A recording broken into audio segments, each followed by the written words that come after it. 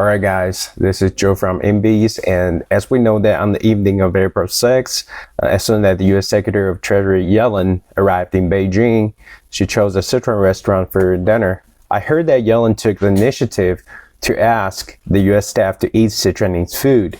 And in fact, it is not new that Sichuan cuisine is loved by senior officials from various countries. I remember that Obama once came to Sichuan specifically asking to try hot pots.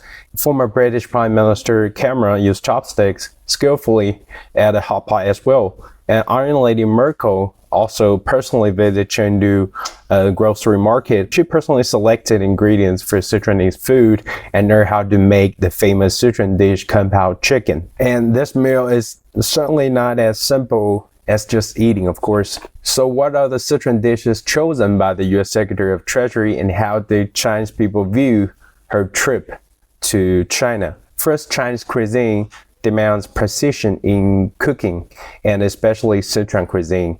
Whether it's dry frying or stir frying, a mastery of the heat is pretty crucial. And this time on her Sichuan cuisine menu, stir-fried hollow steamed vegetables, twice-cooked pork.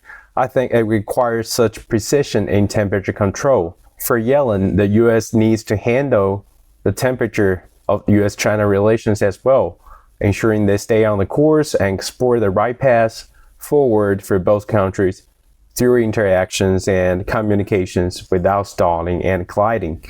And Yellen's trip to China has attracted a lot of attention, with many details of her use of chopsticks and eat Chinese food being discussed. There are mixed opinions, which is pretty normal. For a long time, from the Trump administration to Biden presidency, Chinese people have noticed that US officials being inconsistent when it comes to US-China relations, leading to some Chinese people losing trust in US officials. Chinese culinary culture is an important component of its traditional culture, just like the Zhong dumplings Yellen savored, a very representative of Sichuan's intangible cultural heritage. And China has always been welcoming the US officials to taste the Chinese food, of course, experience the traditional culture. And Chinese people also help US counterparts to deepen their understanding of China and Chinese people, and respect Chinese right of development. So for example, before Yellen's meal, restaurant staff introduced Sanxingdui relics unearthed in Guanghan of Sichuan province, like over 1,000-year-old Song Dynasty porcelain, and presented China's intangible cultural heritage through embroidery to her. And Politico comments it as a significant breakthrough in US and China relations on its website. Against the backdrop of more uncertain and even negative factors in US and China relations during the US election year, I think Yellen's trip is seen as an important signal for both countries moving towards stabilizing and improving relations.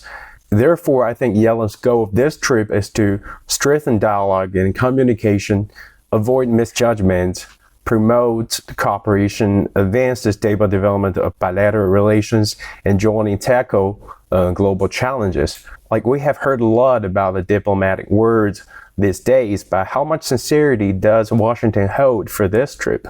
Like, compared with the same period last year, there have been no major shock events in China-US relations this year, but the US negative actions against China have not stopped. There is an old Chinese saying goes like, listen to one's words and watch one's actions. The US has launched an endless stream of measures to suppress China's economy, trade, science, and technology, and the list of sanctions against China is growing longer and longer. The recent ASML news has once again stirred up the topic of chip wars between China and the United States.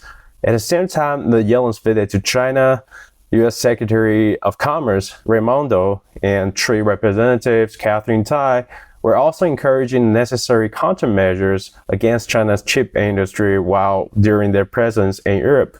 So by saying one thing and doing another, I think the US is sending a more complex message to China and to the outside world, like making it difficult for China to believe that US has given up its strategic goal to suppress China as an opponent. I think many of the dialogue mechanisms between China and US are actively promoted and restored by the US side, I think it shows kind of the realization of the impossibility for the decoupling of these two major powers in the world. Like the US can bear the cost of the comprehensive conflict with China, and China and US will both benefit from cooperation and lose from confrontation. So this is not an empty saying. Seeking cooperation, I think, is a necessity for both sides, and it's not a choice.